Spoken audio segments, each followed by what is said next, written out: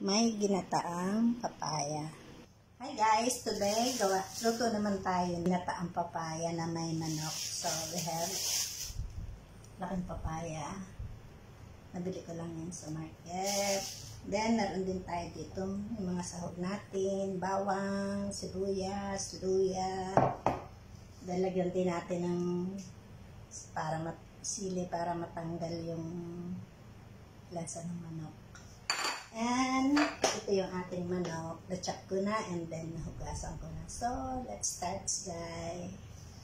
Yung gata natin. Dalawang klase. Isang yung creamy siya. And then yung light lang siya. Yan.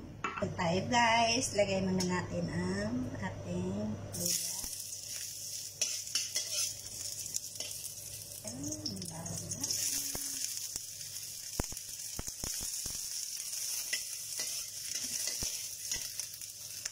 Lagyan natin ating manok.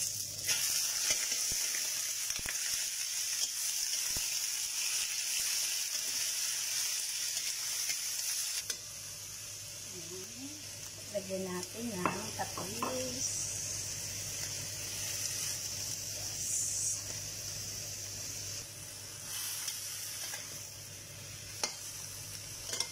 Paminta.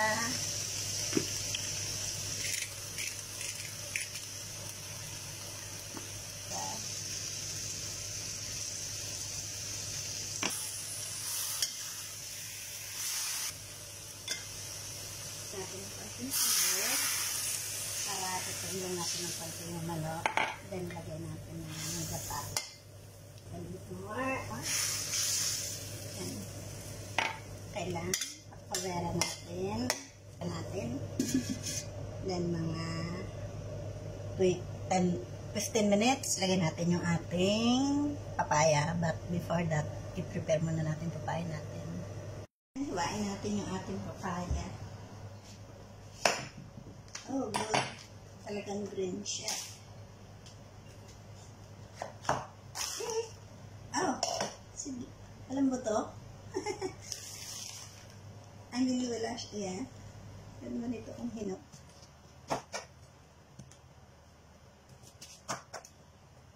Wow.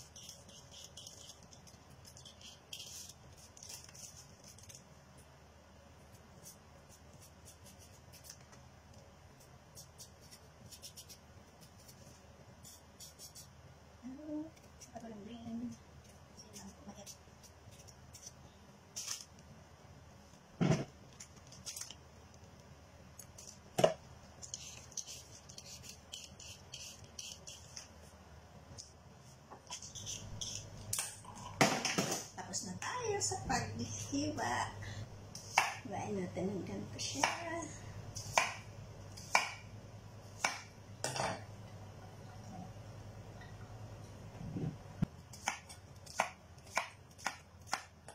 Wow, dami.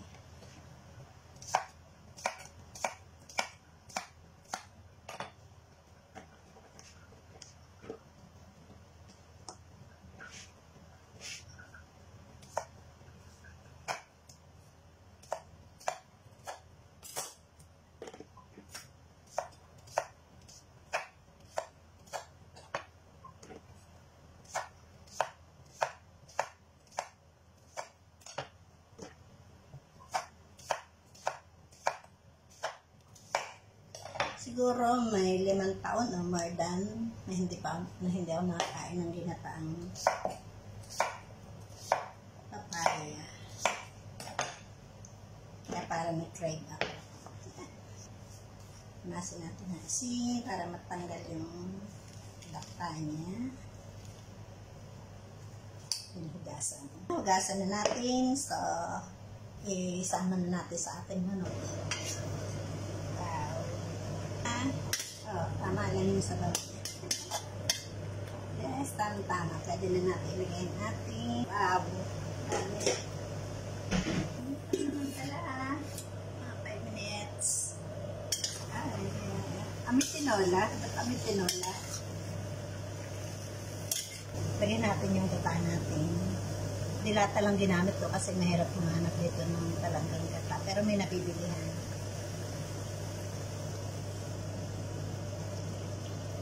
Yan natin maluto siya dyan. Wow guys. Parang pagkain to ng isang malaking pamilya. Yes! Yes! Yes! Ang sarap! Sarap! Lagyan natin. Gusto ko medyo ano. Tuberan muna natin guys ng mga 5 minutes. Lagyan natin yung ating chili.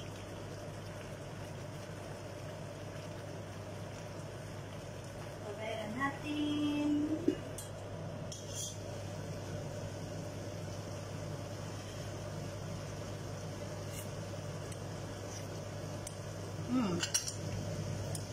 Lagyan lang natin ng panting asin.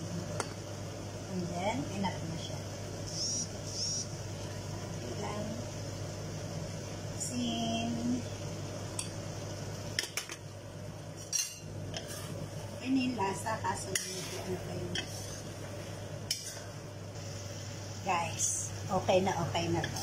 Kasi yung lasa niya, yung papaya niya, tama lang yung lambot niya.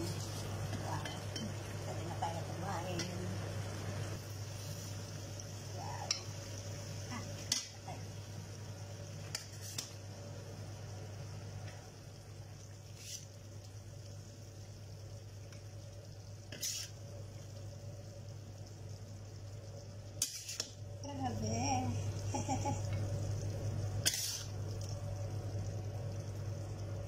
Ouch.